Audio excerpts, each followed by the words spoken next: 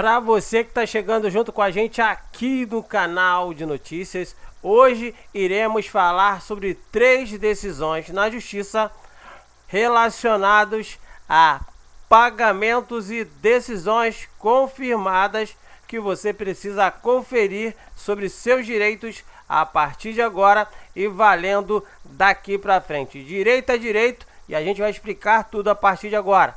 Antes de mais nada, se inscreve no canal, ativa o sininho de notificações e se tiver dúvida é só deixar nos comentários.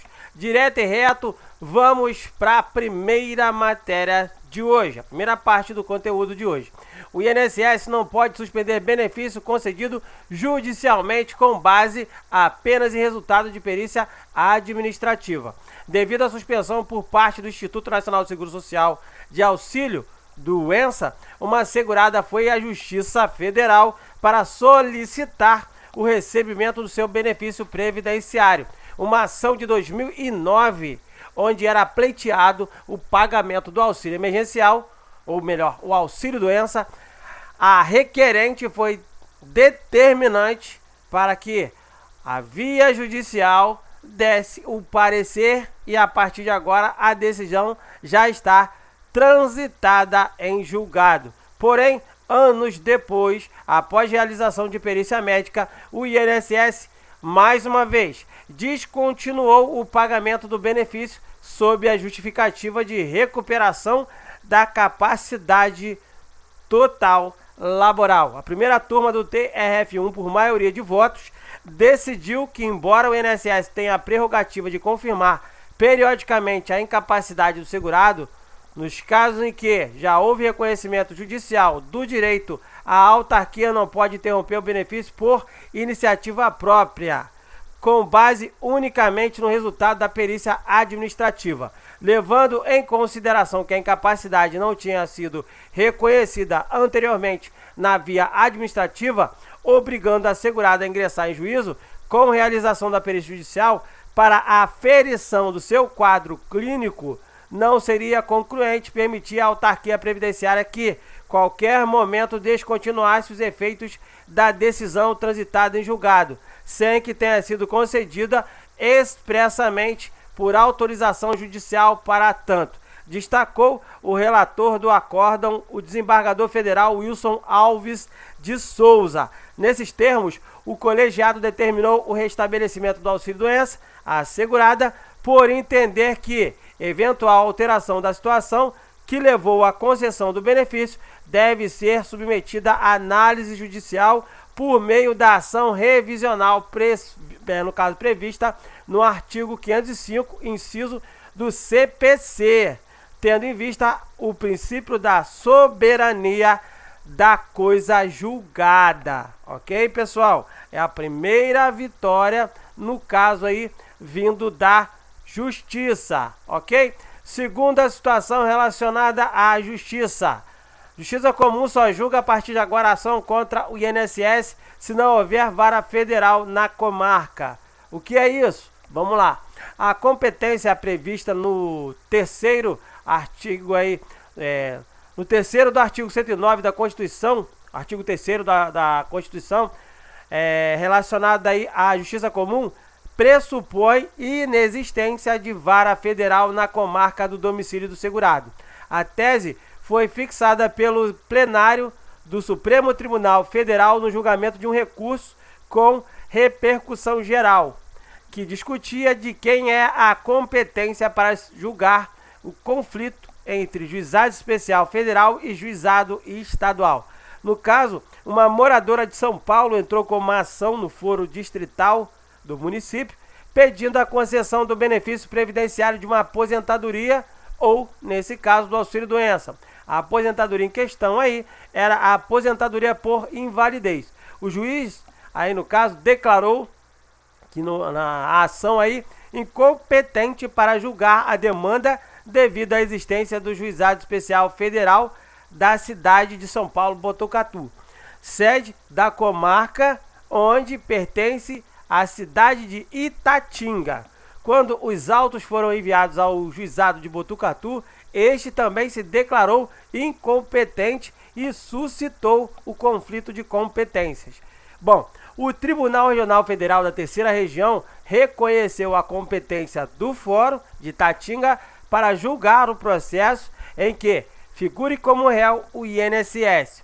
No recurso ao Supremo, ajuizado pelo Ministério Público Federal, alega-se que essa decisão violou o parágrafo 3º do artigo 109, ok? Da Constituição, já que existe juizado especial federal na cidade de Botucatu. Em seu voto, o relator, o ministro Marco Aurélio, afirmou que, havendo vara federal na comarca do juizado, o caso deve ser apreciado por ela, não pela, no caso, Justiça Comum. O entendimento foi seguido por outros 9 ministros da Corte. O distrito de Itatinga está compreendido na comarca de Botucatu. Nesta, existe um juizado especial federal, ou seja, o Juizado Especial Federal de Botucatu, da 31ª subseção da Seção Judiciária do Estado de São Paulo. Pouco importa que o local da residência do segurado não conte com a vara federal. O que cumpre, tal como previsto no 3º artigo, no caso aí 109, é saber se na comarca existe ou não. A resposta para esse caso é que existia uma vara federal que poderia ter julgado a ação. Então, a partir de agora, se existir uma vara federal aonde você mora, você vai ter que entrar com seu processo, seja ele contra o INSS ou em alguma outra situação que for contra o governo federal, através desse caso aí da vara federal. Se não houver próximo a 70 quilômetros da onde você mora, mais próximo, aí você vai poder entrar com pedido na Justiça Comum, ok? Seguindo com a informação, essa situação aí teve uma divergência que não foi muito a fundo e continuou mantendo a mesma decisão. Foi do ministro Alexandre de Moraes, que foi o único a divergir do relator. O pressuposto fático para a incidência do artigo 109 da Lei Maior para a delegação da competência federal ao juízo estadual em ações previdenciárias é a inexistência do juizado federal no município onde reside o segurado ou beneficiário do INSS, independentemente da existência de juízo federal na sede da respectiva comarca, afirmou. Então, essa situação, a fonte da matéria é o Conjur, essa situação para você que está assistindo agora, vai valer da seguinte forma: tem juizado federal até 70 quilômetros da onde você mora, você só vai poder entrar com processo nesse tribunal. Se não houver, aí você vai poder buscar ajuda da Justiça Comum, ok? Terceira e última informação do dia. Após decisão do STF, segurados do INSS podem ter direito a valores pagos a menos na aposentadoria. Como isso vai ocorrer? Preste atenção que eu vou te explicar.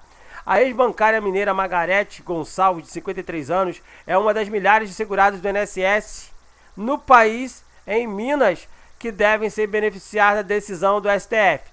Tomada em fevereiro, o Supremo considerou a contagem do tempo de auxílio-doença como integrante do cálculo de carência para a aposentadoria.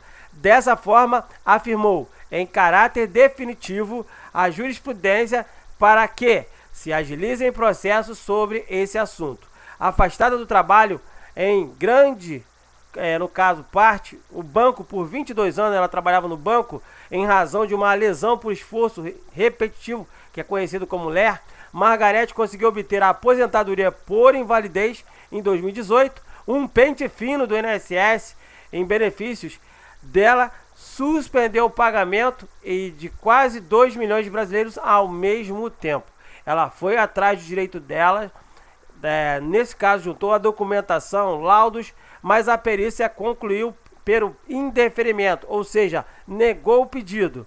Ela lembrou que, apesar de ter tempo suficiente de contagem para a carência, incluindo o período de afastamento por saúde, o INSS não havia aceitado o pedido de aposentadoria regular.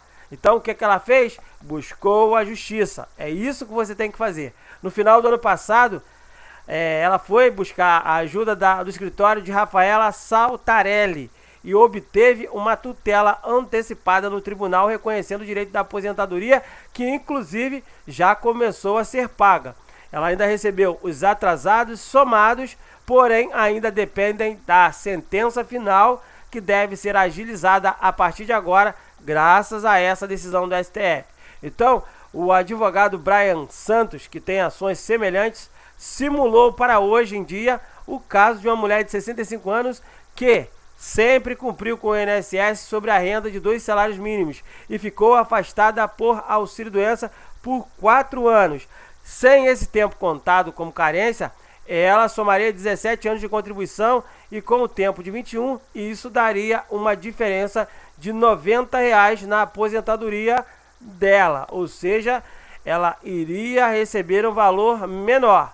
Já com a decisão do STF, uma ação na justiça cobrando valores pagos a menos nos últimos 5 anos, além de render os atrasados, ainda corrigiu o pagamento dela. Então, se você, no caso, teve o seu benefício aí, ficou em benefício como auxílio-doença e esse tempo não foi contado para a sua aposentadoria, busca uma defensoria pública ou um advogado especialista em direito previdenciário para que ele possa analisar o seu caso. Dependendo da situação, você vai ter direito, se você já se aposentou, aos atrasados e o valor corrigido, além de consertar o valor do seu benefício. Se você for dar entrada na aposentadoria agora, e se você ficou no INSS por um tempo, procura aí um advogado especialista em direito previdenciário para fazer a contagem correta, para você fazer o pedido da maneira certa. Se você não se precaver, você pode ter que buscar a justiça